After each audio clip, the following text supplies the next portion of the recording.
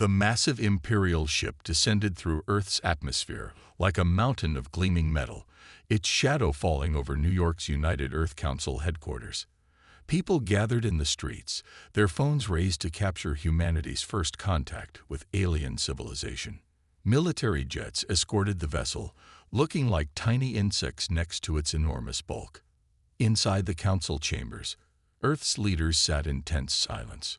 The room's dark wood panels and high ceiling added to the gravity of the moment. Security teams stood at every entrance, their hands never far from their weapons. The Imperial delegation entered with calculated precision. Their leader, High Commander Marcus, stood nearly 7 feet tall, his blue-tinted skin and silver eyes marking him as clearly non-human. His ceremonial armor gleamed under the chamber lights, covered in medals and markings of rank. "We come representing the Galactic Empire," Marcus announced, his translator converting his words to perfect English. "We have watched your civilization's development with great interest." His tone carried a hint of superiority that made several council members shift uncomfortably in their seats. Council President Thompson, a tall woman with graying hair, stood to address their visitors. "Earth welcomes the Galactic Empire. We hope this meeting marks the beginning of peaceful cooperation between our peoples." The High Commander's smile didn't reach his eyes. "Indeed, we have reviewed your technological capabilities."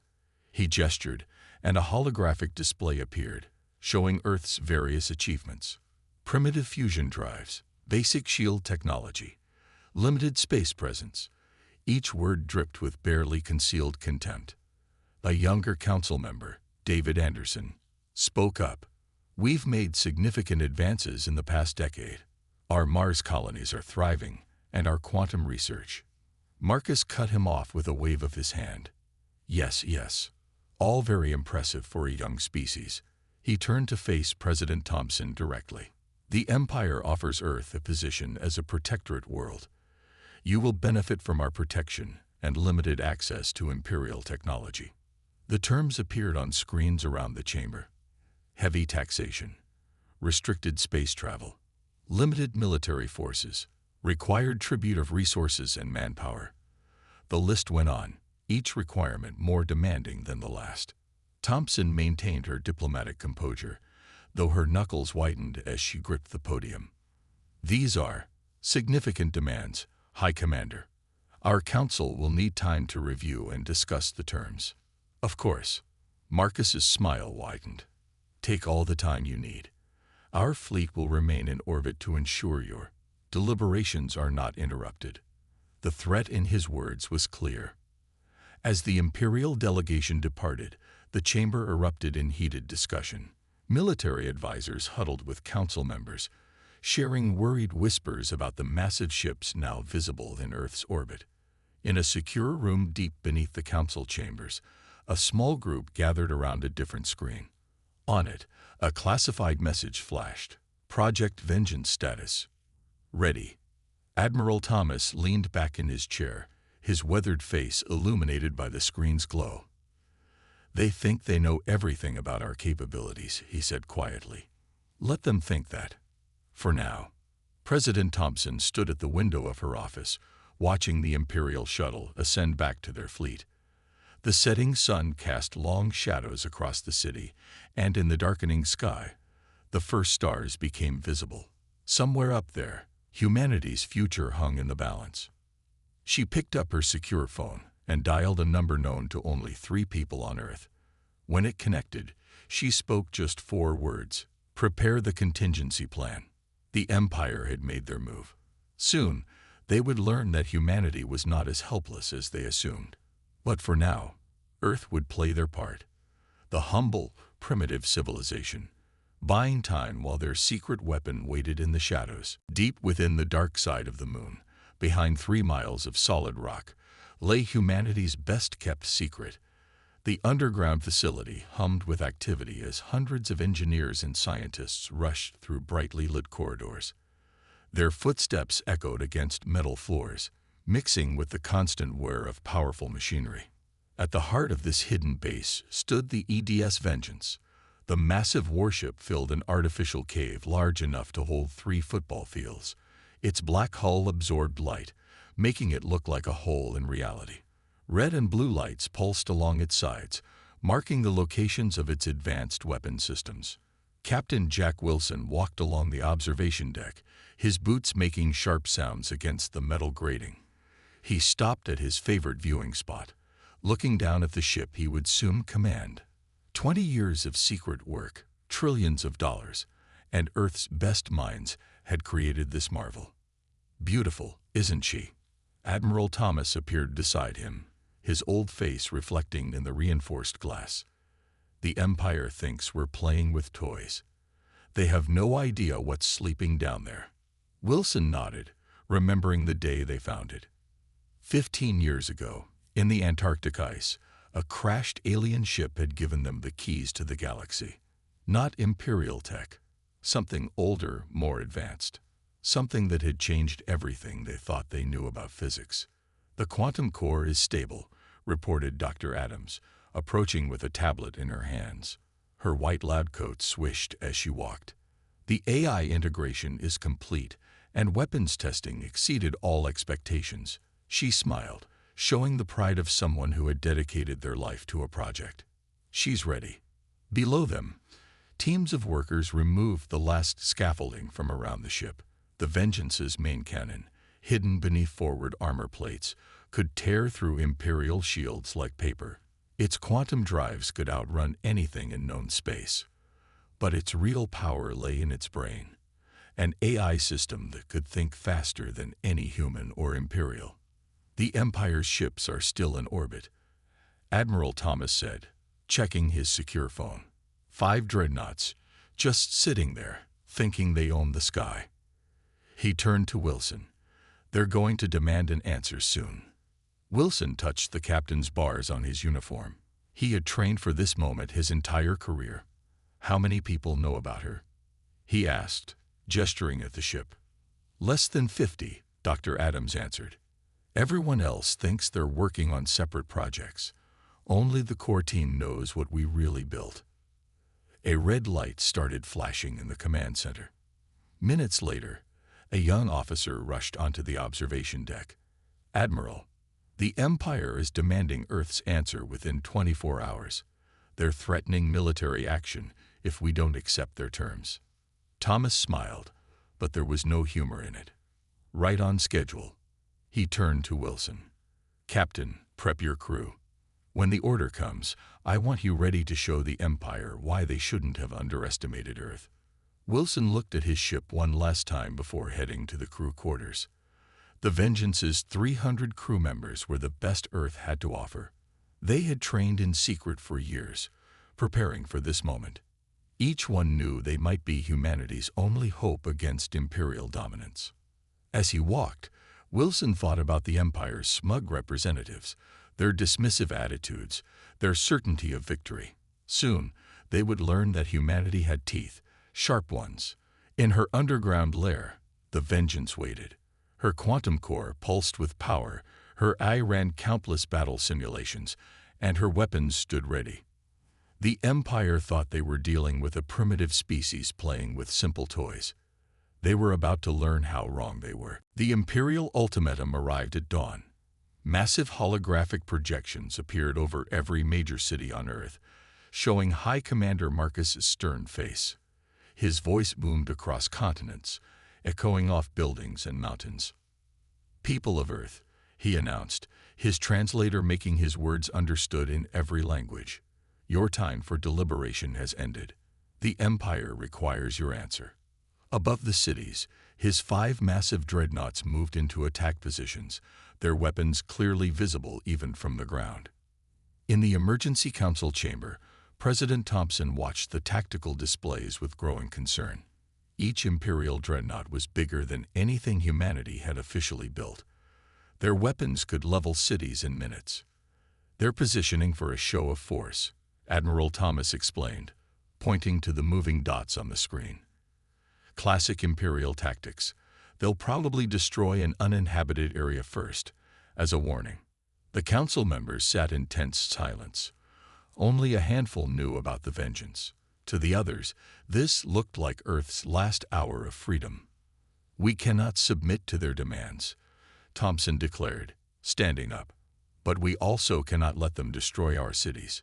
She turned to Admiral Thomas, giving him a subtle nod. The Admiral pressed his comm unit.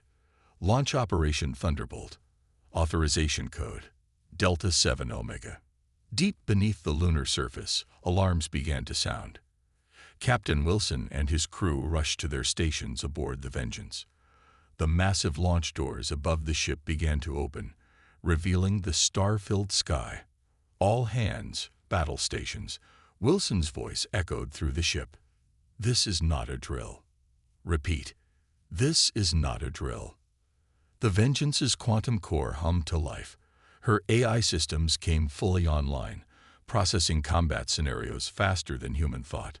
In the weapons bay, crews armed the experimental quantum torpedoes that would soon change the course of human history.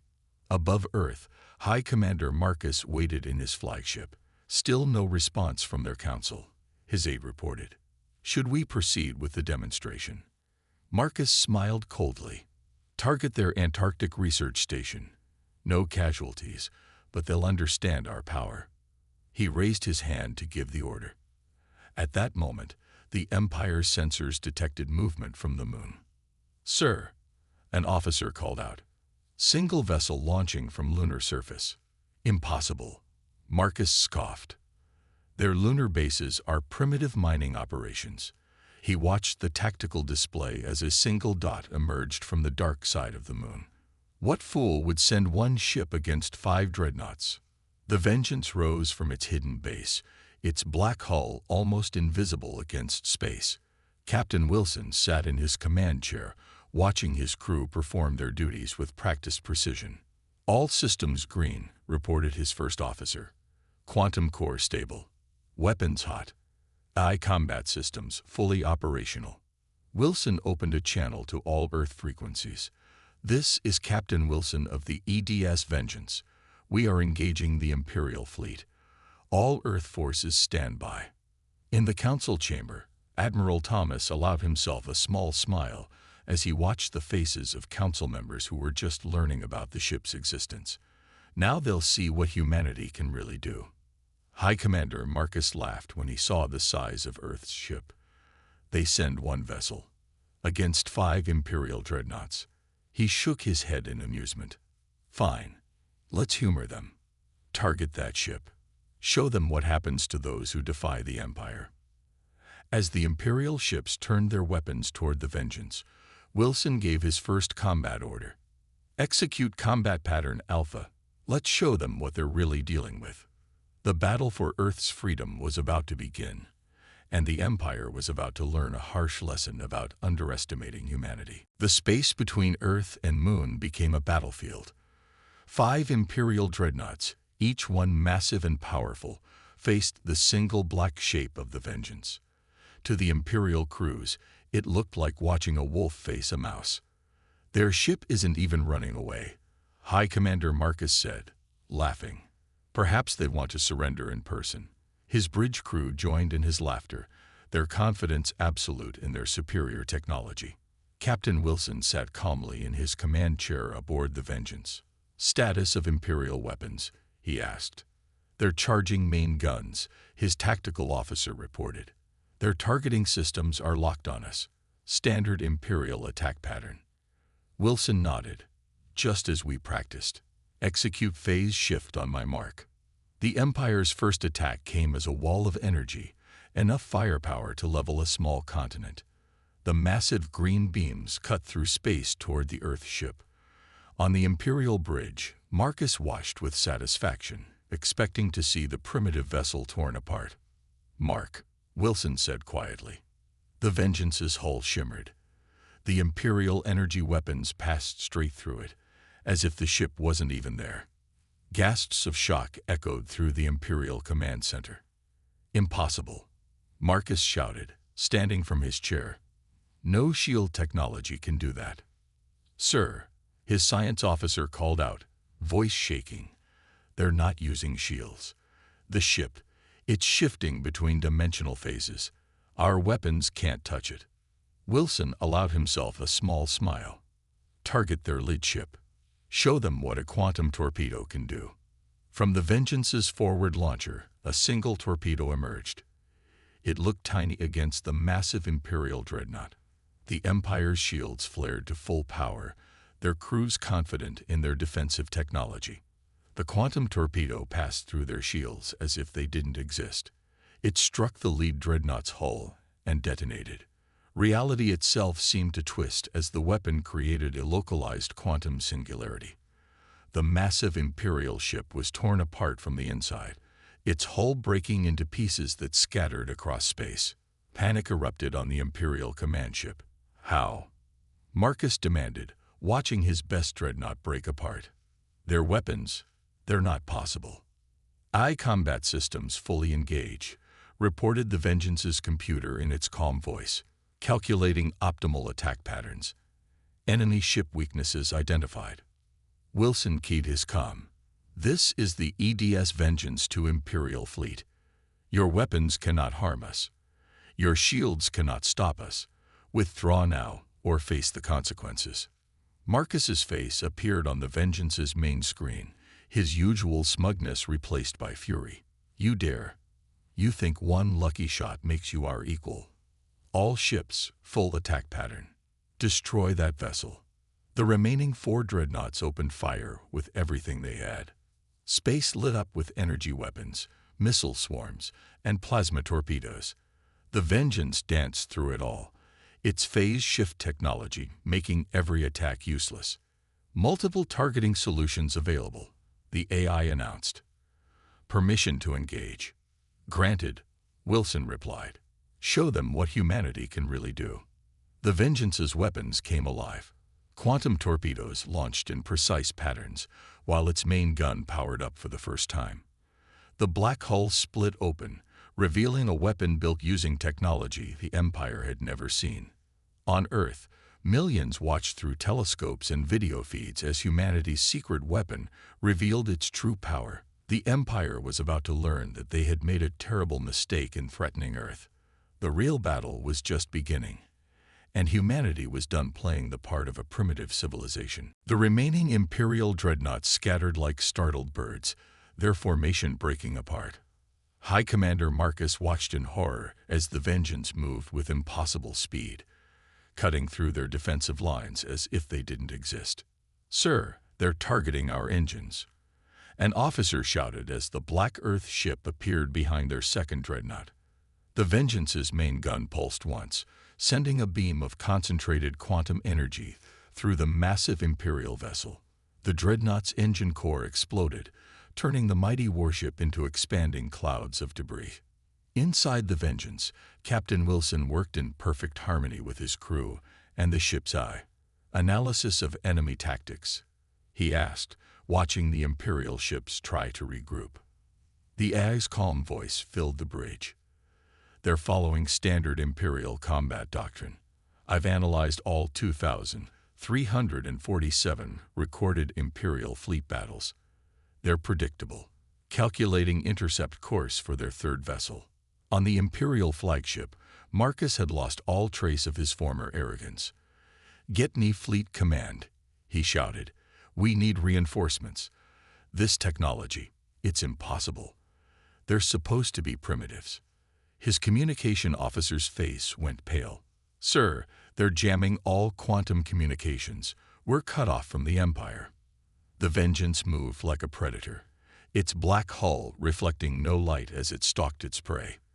The Imperial ship's weapons continued to pass harmlessly through it, their advanced targeting systems useless against Earth's phase shift technology. Remember, Wilson told his crew, we're not just fighting for Earth. We're showing them that humanity will not bow to tyranny. He turned to his weapons officer. Target their command and control systems. Let's see how they fight when they can't coordinate. The Vengeance's quantum torpedoes struck with surgical precision.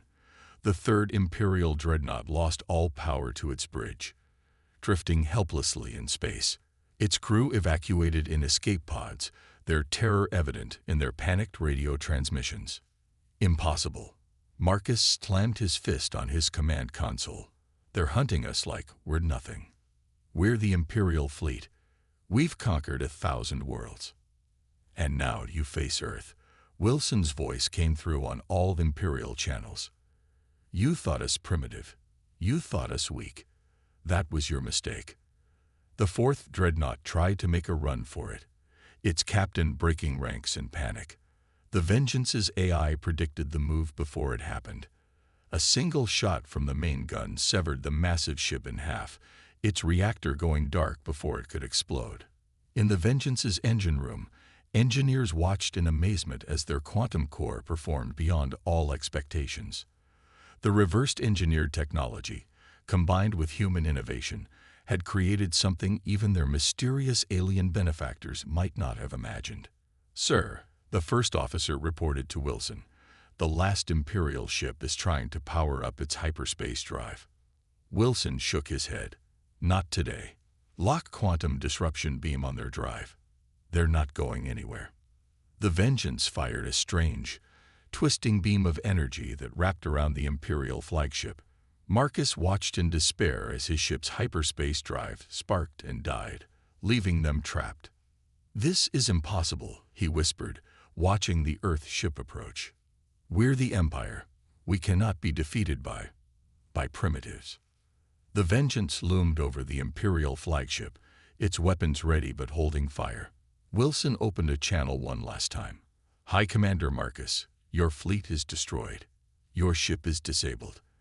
Do you wish to continue this battle, or are you ready to discuss new terms?"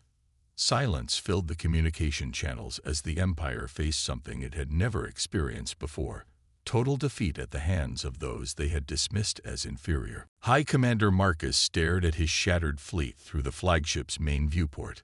Debris from 4 destroyed dreadnoughts floated in space, marking the Empire's greatest defeat in 300 years. The Vengeance hung above them like a dark angel of death, its weapons still trained on their ship. "Sir," his first officer whispered, "we still have the emergency jump drive. If we divert all power..." Detecting power surge in their engineering section, the Vengeance's AI reported to Captain Wilson. "They're attempting to activate a hidden dry system." Wilson nodded calmly. "Target their power core. Disable only. Let's show them what real precision looks like."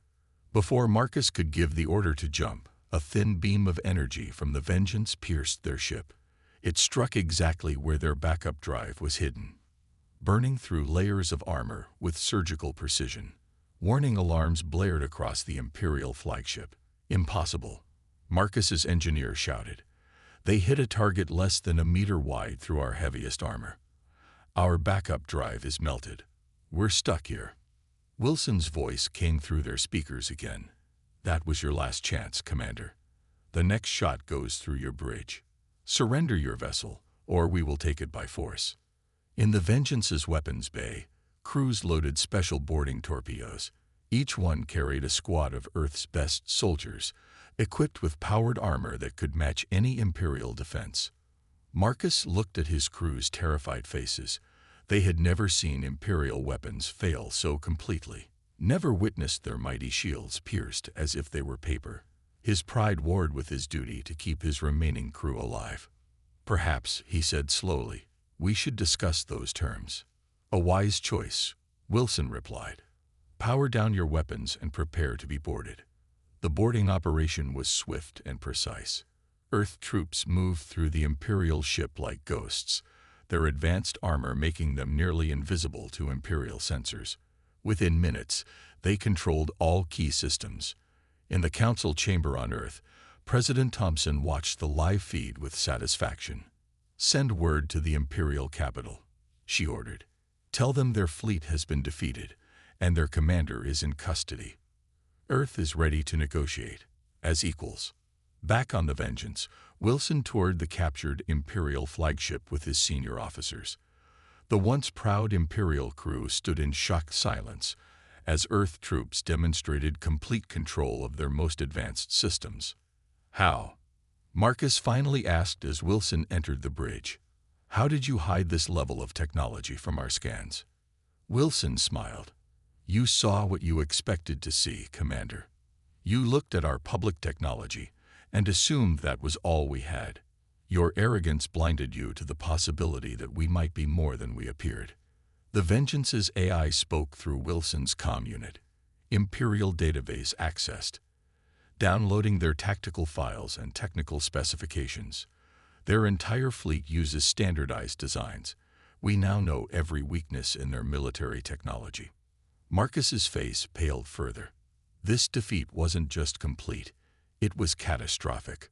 Earth now had access to Imperial military secrets, and their own technology was clearly far superior. Send a message to your leaders, Wilson told him. Tell them that Earth will not be a protectorate. We will not pay tribute. We will not submit to Imperial rule. He paused, looking out at the stars. But we are willing to join the galactic community. As equals, not servants. As the sun rose over Earth, humanity celebrated their victory. The Empire's pride lay shattered among the stars, and a new power had emerged, one that would reshape the galaxy's balance of power forever. The Vengeance had lived up to its name, avenging centuries of Imperial arrogance with a single decisive battle. But for humanity, this was just the beginning. 1 month after the battle, the galaxy had changed forever. The Great Hall of the United Earth Council buzzed with activity as representatives from 20 alien civilizations gathered for the signing of the new Galactic Charter. The Imperial delegation sat quietly in their assigned seats, their usual arrogance replaced by careful respect. The Vengeance hung in orbit above Earth, its black hull now famous throughout known space. 3 more ships of its class were under construction in the lunar facility, each one incorporating improvements based on the captured Imperial technology. But Earth had been careful not to reveal all its secrets. The terms are simple. President Thompson addressed the gathered aliens, her voice firm and confident. Earth will join the galactic community as a full member, with equal voting rights in the new Galactic Council. The Empire will withdraw its forces from the Sol system and recognize Earth's independence. High Commander Marcus, now serving as the Empire's peace envoy, stood to speak. The Empire accepts these terms. His voice carried none of its former condescension. We also request access to Earth's phase shift technology as part of the agreement. Captain Wilson, standing at attention behind President Thompson, allowed himself a small smile. The Empire still didn't understand. The phase shift technology was just one small part of what Earth had developed. The quantum core, the AI integration, the advanced materials. Each was a revolution in itself. Access to Earth's military technology is not part of these negotiations, Thompson replied firmly. We will share our civilian advances in medicine, clean energy, and space travel. Military technology remains under Earth control. The other alien representatives whispered among themselves. Many had suffered under Imperial dominance, and seeing the mighty Empire forced to accept equal terms with a primitive world gave them hope. In the months since the battle, Earth had revealed more of its true capabilities. The lunar base was open to limited diplomatic visits. The quantum communication network, hidden beneath the surface of Mars, was brought online. Earth's first official faster-than-light ships began regular patrols of the solar system. There is one more thing, Thompson continued. Earth proposes the creation of a mutual defense pact. Any attack on a member world will be considered an attack on all. She looked directly at the Imperial delegation.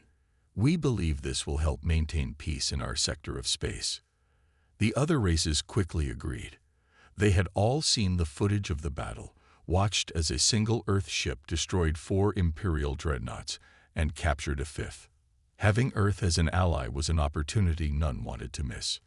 Captain Wilson walked through the Vengeance's corridors later that day, reviewing reports from the ship's eye. The computer had analyzed the Imperial database thoroughly, confirming what they had suspected. The Empire had grown complacent in its power, relying on brute force rather than innovation. Status of the new defense grid, he asked the AI. Construction is proceeding ahead of schedule, it replied. Once complete, Earth will be the most heavily defended planet in known space. The Empire will think twice before attempting another show of force. In her office overlooking the rebuilt New York skyline, President Thompson signed the final document of the new charter. "Do you think they've learned their lesson?" she asked Admiral Thomas, who stood watching the sunset. "About underestimating humanity." The Admiral chuckled. "I believe they have. But more importantly, they've learned that technology isn't everything. It's how you use it, and when you reveal it, that matters." As night fell over Earth, citizens celebrated their new status as a galactic power. The Empire's threat had united humanity like never before. Their secret projects, hidden weapons, and advanced technology had saved them from becoming servants. Instead, they had emerged as equals, or perhaps even more than equals. In the skies above, the Vengeance continued its patrol, a symbol of Earth's new power and a reminder to all: never judge a species by its apparent technology. You never know what they might be hiding in the shadows, waiting for the right moment to change the galaxy forever.